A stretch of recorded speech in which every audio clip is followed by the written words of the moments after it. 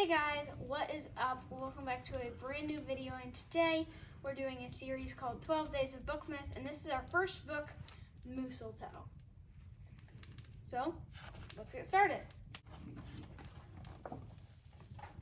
Mooseltoe. 'Twas the season, and Moose was merry. He joyfully tickled the ivories with a tuneful of tidings and a flurry of fa-la-las. He was so full of ho-ho-hos, even his moustache had the holiday spirit. But Moose was more than just a bit merry and bright. He was busy, busy, busy.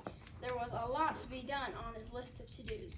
But with orderly organization and a bit of regimentation, lots of imagination, and just a plain old moose. Know-how. Getting ready for the big day should have been simple. Easy, yes. In all probability, just perfectly perfect. He hauled home boxes and bags for presents galore. Moose had gifts for everyone stacked from ceiling to floor. Check, check, check. Then he rapped, yo, yo, yo. And he ribboned, ho, ho, ho. And on each and every package, he tied a big, beautiful bow. Check and double check. So far, so simple, so easy, so perfectly perfect.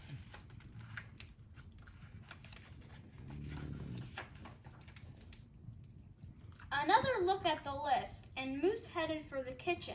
He pulled out the pots, pans, and bowls, sifted through stacks and racks of cookbooks. He whisks with his left, spooned with his right. Moose baked tons of tins of cookies. Check. Dozens of cakes, breads, and sweets. Check, check, check. He made jellies, sticky jams. Moose roasted a goose and some chestnuts. He toasted marshmallows and yams. Check, check, check. Triple check. Yes, yes. So simple, so easy. But of course, so perfectly perfect.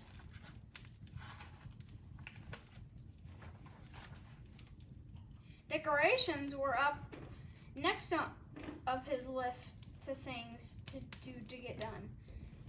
So Moose decked the halls, then spruced up the walls. He beaded, bowed, and Mooseltoed. He gathered garlands, roped wreaths, and holly, jingled bells, sang Noels. Oh, good golly, this Moose was jolly. Check, check, check.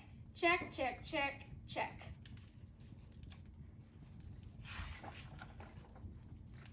Last but not least, he hung all the stockings, each and every one with special care, and just in time, too.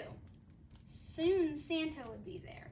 Check and final check. Yes, sirree, getting ready for Christmas was an absolute snap, and so simple, so easy. And if he did say so himself, Moose thought totally, utterly, completely, perfectly perfect. On that night before Christmas, Mother, Little Sissy, Bucky, and Junior looked all through the house. What a job Moose had done. Everything looked bountiful, festive, quite fine, indeed. There were just one minor problem, if you will. Oh dear, sighed the missus after the five stared at one empty corner. Oh my, oh me, oh gee. Pop, what happened? Cried Junior. You forgot the tree. Oops, where would they hang the tinsel? String the popcorn? Light the lights? Where would Santa leave his gifts for the kiddies on Christmas Eve night? So Moose pulled on his galoshes and put on his hat. He would find a tree somewhere, somehow, and that's all there was to that. So out went the Moose, braving busterly blowing winds in the cold, trudging through snowdrifts, courageous and bold. Moose first hoofed it down to the corner. not a tree to be had. Then he slid around the block. Uh-oh, things were looking bad. He went down every boulevard, street, and little road. He looked down lanes and alleys. Every tree had been sold. There wasn't a branch, not a twig, not even one lousy bough of this buff hanging around. Nope, nada, nothing. Not a tree to be found. No tree, sighed a sad moose as he came home empty-handed that snowy eve. The kids tried to make the best of it. They said, "Oh, so who needs a tree?"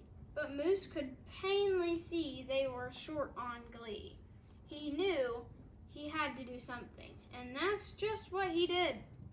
In the empty corner, he stood and spread his arms out very wide. Then he smiled at his children, and he winked at his bride. "Kids," he declared, fetch your forgetful pop some of that tried and true family glop."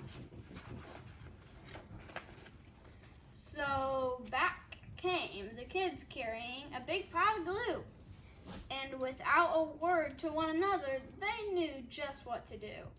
They each took a part, grabbing strands, taking hold. Then carefully, oh so carefully, they glopped, and they plopped. They pasted and they pressed. They curled and they twirled every which way a follicle could fathom, until Moose's magnificent moustache was indeed even more of a marvel to see.